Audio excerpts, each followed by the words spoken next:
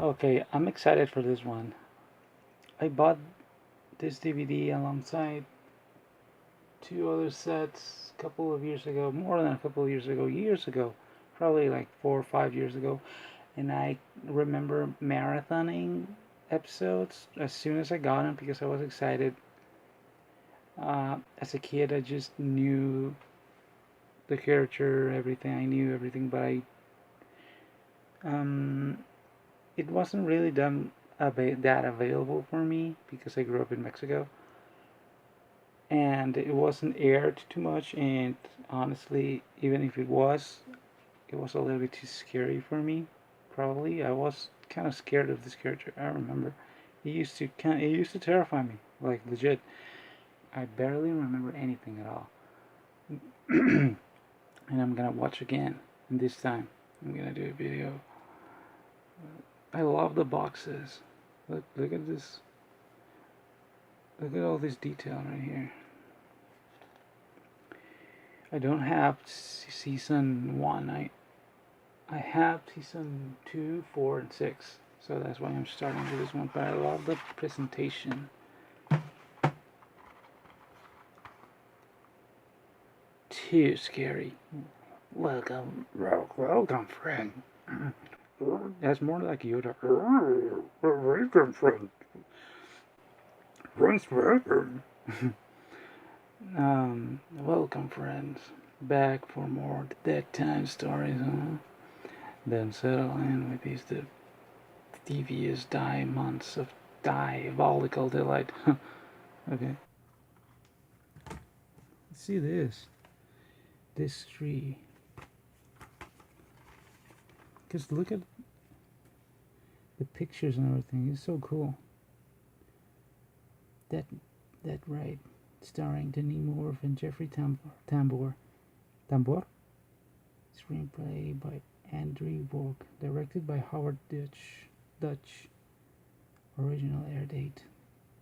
Oh, it has the original air date. That's cool. The Switch.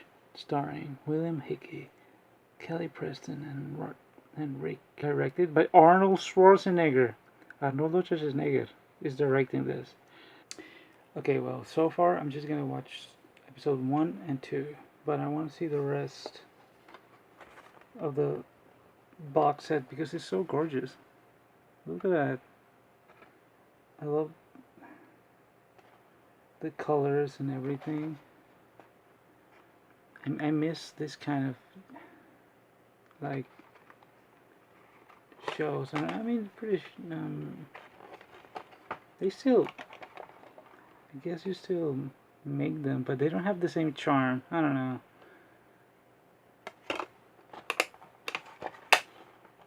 You see.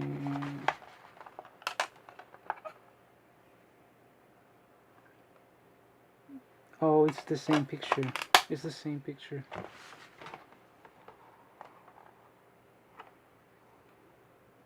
I love this one. I think this is my favorite CD. Or this one. I don't know. Mm-hmm.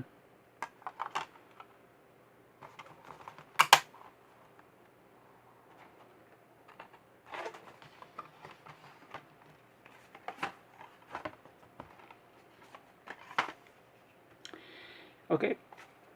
So I actually mainly have secondhand exposure to Tales from the Crypt from media and all that since it's such a big show and all. As a kid, I actually never ever saw a single episode. I was about to do that with a friend when I was in fourth grade once in a library because my friend told me that they were going to show they used to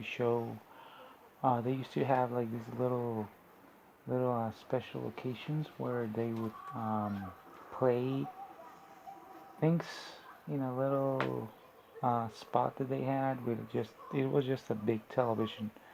Well, I remember it was big. I don't know exactly how big it was. Maybe it was just a regular sized television, but when you're a little kid, things tend to feel a little bit bigger and like more. grander than what they actually are. But yeah, that's when I saw Star Wars for the first time. Actually, in the library, in those little earrings that they used to do, like a television with a VCR, and that was it, and just chairs, and I don't know why they would do that. I don't remember, but they used to do that. And my friend told me that they were going to show Tales from the Crypt, and he was very excited and he wanted to go see it because it was such a taboo for us kids. And I remember him being super excited, and I was following along and being all hyped and excited too, even though deep inside I was terrified because I was terrified of the crypt keeper. It was so scary for me. It was like terrifying for me. It was so realistic for a little kid like me in that time. It was incredible and unbearably terrifying, to be honest. I was just pretending. I was just like in that SpongeBob episode where SpongeBob and Patrick go to Goldland. Is that the name of the park? Where they're pretending to be excited about that new roller coaster, but they're actually terrified. That was me. So yeah. So it's time to actually corroborate how good the episodes are. Yeah, anyways, nowadays nothing of this is remotely scary, but I can still remember like that scene right there where where you see the crypt keeper jumping out of the coffin. Uh, that would have been so traumatizing for me as a kid. I would have had nightmares. And also, I really like the menu. It has that early DVD vibe to it, like really well made and like with a lot of effort. It has a lot of features, and you see the look of the crypt keeper doing his little jokes that are so. But yeah, it's a pretty cool menu. Uh, as one of those things is one of the main things why I love just like exploring DVDs. I'm one of those few people, like to this day, who is excited about DVDs. Like I like to see what they do with the menus, if they even have like cool menus at all. For example, here they every option has the little scene there, the looping scene. It's pretty cool. It was so mind blowing when I was a kid and I saw that you could watch movies and shows this way with like interactive menus and all that. It was amazing. I still remember. It was I have it. I have the memory like very vividly. So the name of this episode is Dead Right, and it's about Demi Moore. Damn, I mean Demi Moore. She was she was a crush for me as a kid. Damn. Uh, she plays a gold digger here, and she goes and sees a gypsy because of course you can't have a horror special in the 90s without a gypsy. Where is she from? Where is she supposed to be from? You say she had correctly did she Trotsky. Oh, I don't know where that's supposed to be from. I mean, so the gypsy acts in the most stereotypically phony gypsy phoniness type of thing. How is she expecting anybody to believe her that she has special super gypsy powers? Yeah, there's supposed to be the plot twist that oh you didn't believe her and she was actually telling the truth, but can you be less cartoony? Well, to each their own, I guess. So she tells Demi Moore that she's all like, you were waiting to marry the right guy, but they pretended they never did. So you, All your life you have desired to marry well, to marry for money, but your chance never came. So you keep working and hoping to meet Mr. Right. Or should I say Mr. Rich? stuff like that, and yeah, all of that, and Demi Moore is like, oh yeah, no, not bad. So Demi Moore, pretty ass. She's obviously not believing her. Why did you go? First of all, why did you go? You know she's gonna be a phony. She's not a phony, but she's supposed to be a phony. I mean, who is gonna believe that a gypsy is actually psychic? You go there and you're like, phony. But why did you go then? Why did you waste $20 if you're broke as fuck? But the gypsy tells her, get this, that by the end of the day, she's going to lose. She's going to have a new job. Phonies. Thanks to me more. Thanks for nothing, bitch. And she pays and she takes off. Trotsky, get over here.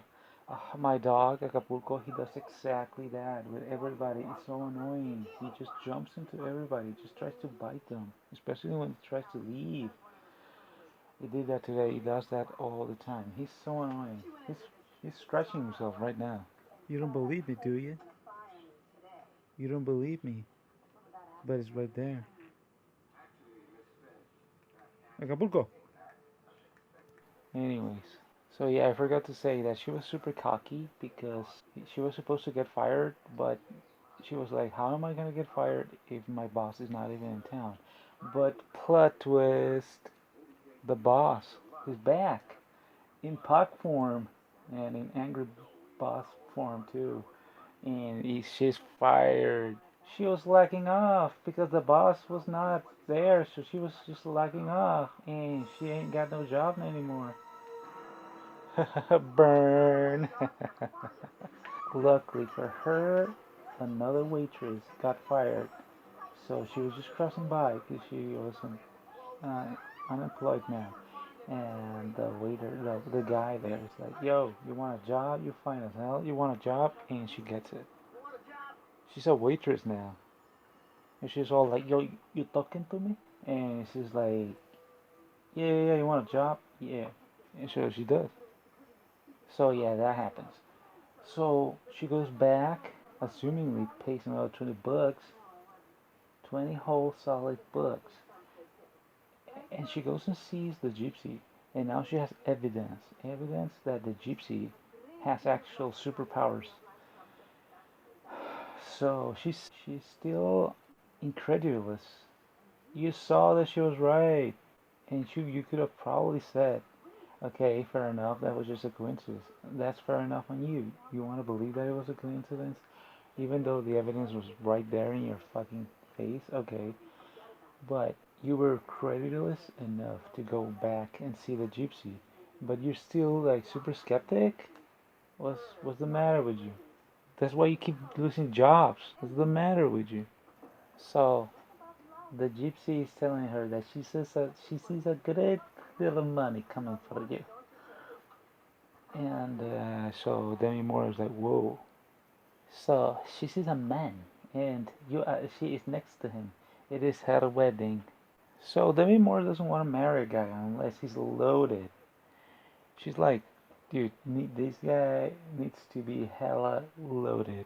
So yeah, the gypsy says that a large man is she's going to meet a large man. And Demi Moore is like, all right. Oh yeah, and Demi Moore works in like a titty bar. It's a kind of a tame titty bar, but it's a titty bar. I mean, they couldn't show an actual. She works in a titty bar. She's a waitress there. And what do you know?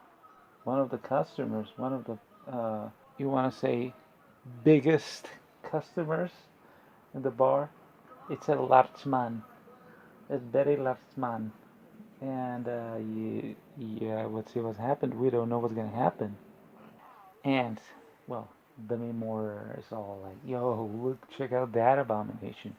And the guy, the owner is like, "He's one of the best customers, so you better, uh, yeah, you play nice and go there and like attend him." So she does, and wow, I mean the makeup. I know it's not very clear because of the way I record it. Um, it's gonna be super blurry, which I kind of like that effect. I know probably not a lot of people like it because I see that not many people stay. I've never received a complaint about the quality of the image, but I'm pretty sure uh, I can already tell that lots of people are not fans of the way I record my videos. It's not gonna be for every video, but for the most part, I wanna maintain this aesthetic. I like it. Yeah, you can't really tell because the camera is not picking up the screen, but the makeup is actually really good. It's revolting, and it looks very realistic and well made. So yeah. So the guy tries to flirt with Demi Moore, and she's like, "Get bent, freak," and he's like, "Hey, are you trying? Are you playing hard to get?" And dude, I'm not a girl, and oh no shit, but even I get like I find that so insufferable. I'm not feminist or anything. Don't get me wrong. I just find that kind of shit really insufferable when I see it in guys. I just find it obnoxious. It's just me. Okay, it's just like simply that's not my kind of nature, and for one reason or another, I don't like it even as a guy. And if I was a girl, I would really have an issue with that. I don't want to get into that. It's just that I find it real annoying. So Demi Moore is all like, yeah, eat shit, loser. But then she remembers and she's like, yo, but the gypsy. What about the gypsy? She said, a very large man. So what about it? Hmm, hmm. Are they going to know that? Are they going to get together? It's impossible to know that. It's impossible, trust me, it's impossible to know that. You can't possibly know that. My guess is that they're not. My guess is that Demi Moore is gonna find some other guy, and that loser is just going to just like um, end up going there to the bar, to the TD bar every day, lonely, jerking off to the TD girls, and just being lonely and pathetic and very gross. And Demi Moore, and she's going to meet this other dude, really handsome motherfucker, and turn out that uh from some millionaire. She married Johnny Depp, and the plot twist is gonna be like, yo, she's gonna come back to the gypsy and be like, yo, you were wrong, bitch. Joke's on you. And she's gonna. The plot twist is that something's gonna happen to the gypsy. She's gonna get her comeuppance. Something like that. I don't know. Something like that. I'm pretty sure. There's no way Demi Moore and Large Man has, are gonna be and are gonna end up together. There's no way.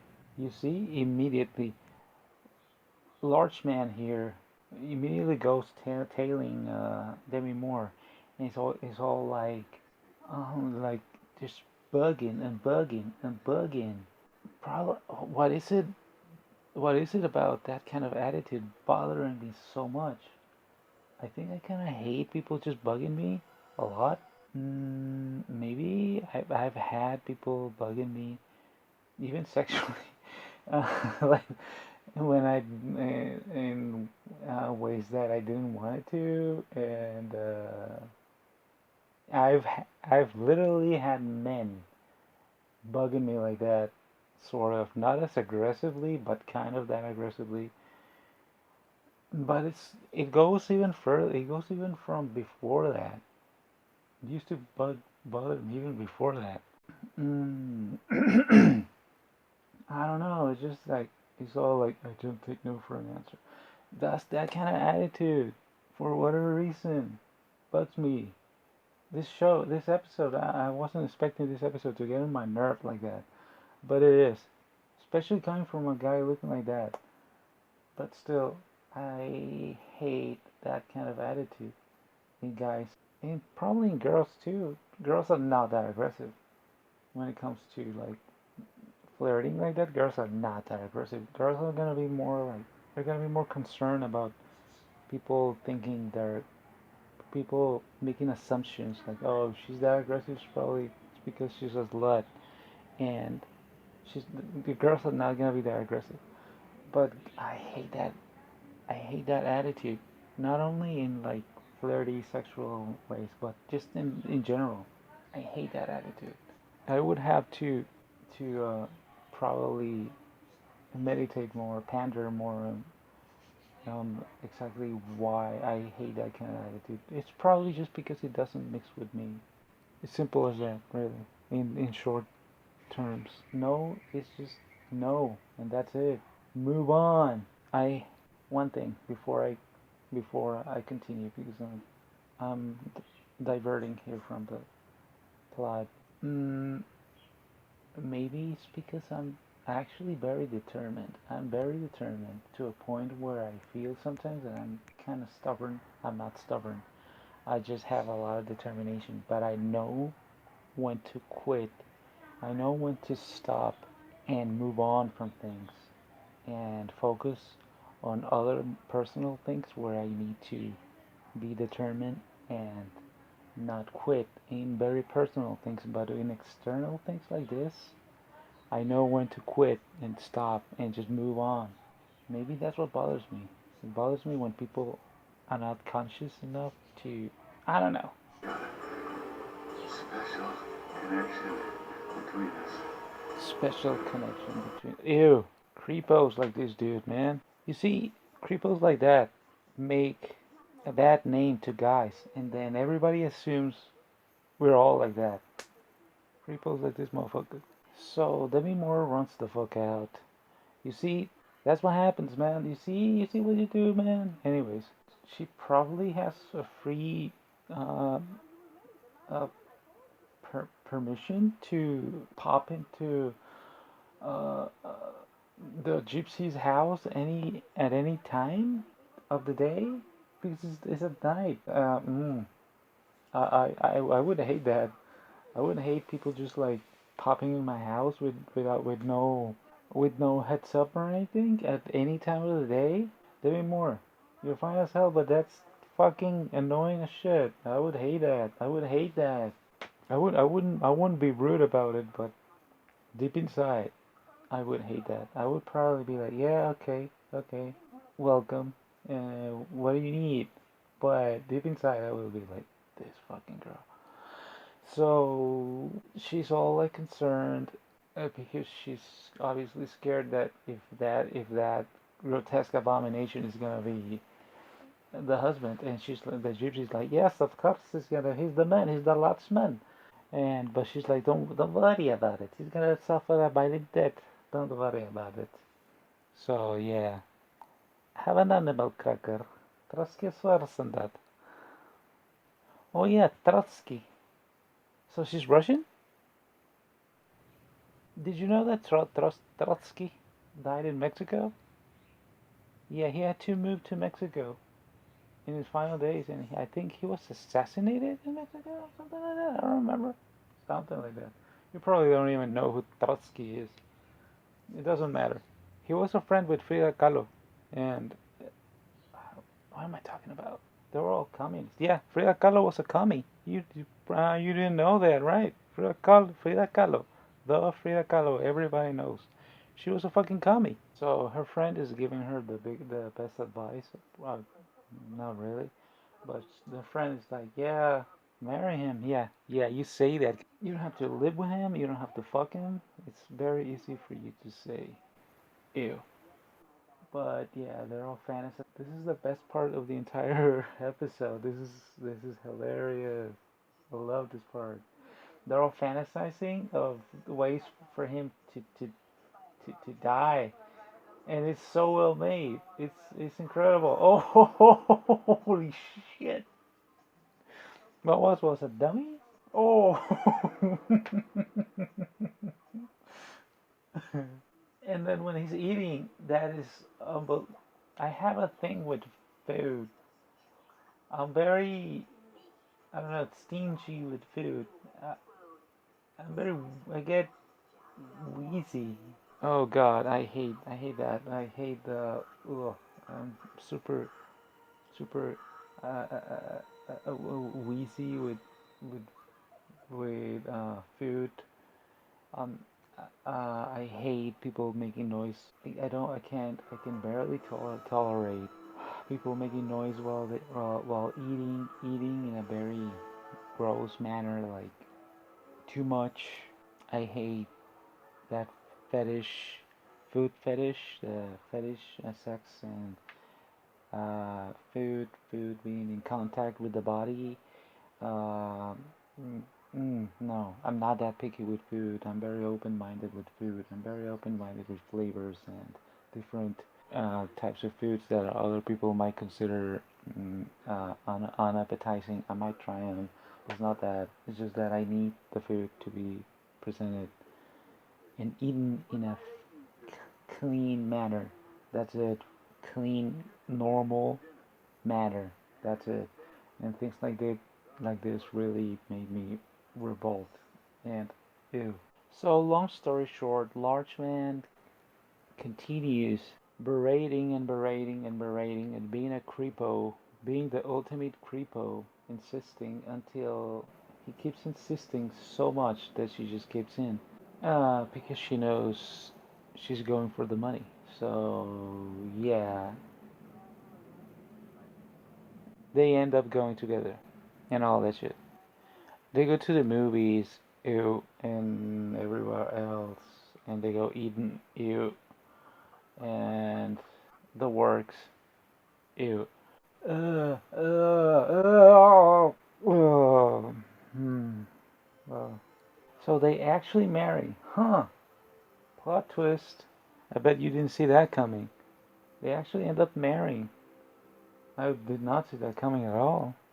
You heard me before. I did not see that coming at all. And they're married now.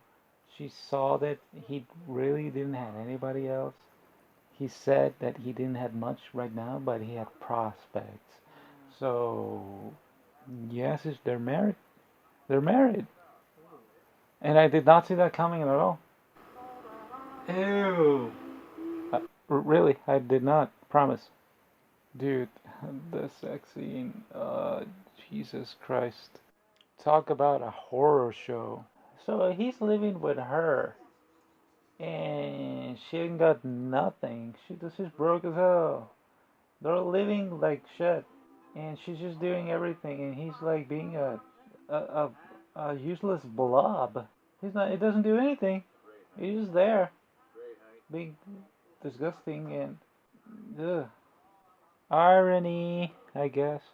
So her hope was that he didn't have anybody else to inherit the fortune that he didn't have, and the only person that he had was his rich uncle. And she was like, okay, so maybe he can get his money. And turns out the rich uncle had family, and she wasn't expecting that, so she loses her shit. And yeah, she goes and tells the gypsy like, yo, what the fuck? And the gypsy's like, oh, don't worry about it. He will inherit the money, and then he will die. What does she mean? We don't know. I'm pretty sure everything will be just fine. So Demi Moore goes and buy something. I wasn't even sure what exactly what she bought, but she turned out to be the 1 million customer, and she wins $1 million. Uh-oh, plot twist. She comes home loaded. What time is it? Cause she bought like a million things. She's all in fancy dressed, and like she has all her shopping bags there. Her vintage, like, oh yeah, because they're like in the 40s, 50s, something. No, they're not in the 50s. They're like in the 40s. And she's all fabulous now because she's rich. She's dressed up super fly and in Gucci, and she's like, "Yo, fatso, fuck you. I'm bouncing. I'm out of here. Get bent, dork. I'm rich now, bitch." And large man is like, "Yo, honey, what are you doing? You were supposed to be like soulmates or whatever." And she's like, "Fuck you. I was not a soulmate of you. I just thought you were rich." That's why I married you. But I'm like, fuck you. And he's like, yo, you can't just walk out of me. We love each other. And she's like, dude, are you kidding me? She's like, dude, are you actually kidding me?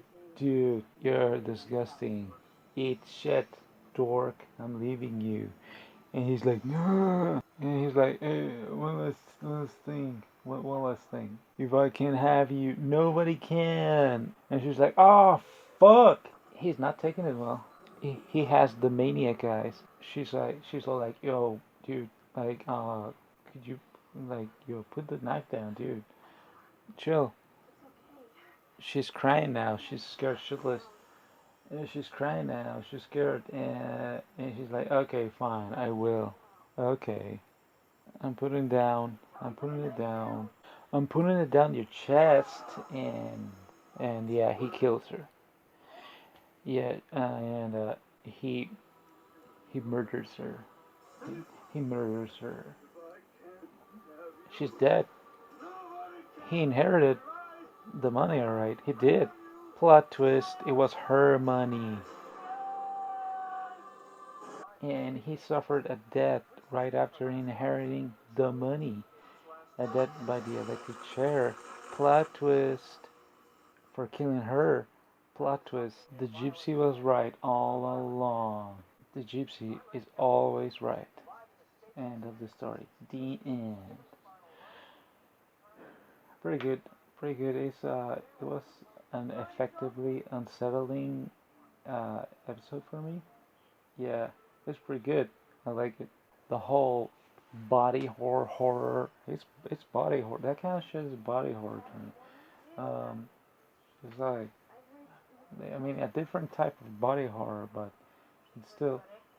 Uh, it was pretty well written, fairly well. Yeah, it was very enjoyable, very uncomfortable, and what you would expect from a show called Tales from the Crypt. Um, the acting was pretty good, especially especially him. He was like very creepy and awkward and really uncomfortable and unsettling. So we are supposed to assume that she got her comeuppance for being a gold digger, a no good gold digger, which is true. Fair enough, good. But he was a creepo too. He was a he was like he was lying. He was grotesque. He was grotesque and disgusting, and he was a phony, and he was an ultimate creepo. I mean, he was an ultimate creepo. He was a neckbeard. He was a, in a way, they were kind of meant to each other, I guess. That none of them were good people. They were both terrible people. So there's that. Um, yeah. Girls are gonna care about money. Guys are gonna care about pussy. Uh, the circle of life. So yeah. I don't know. I don't know what to make of that. I don't know who who is the winner here. No, nobody, because they both died. But moral of the story: don't be a gold digger. Don't be a pussy digger. Uh, be honest and look for somebody who you actually care about and actually cares for you. But there you go. That's a good moral in there. Avoid being a phony. There you go.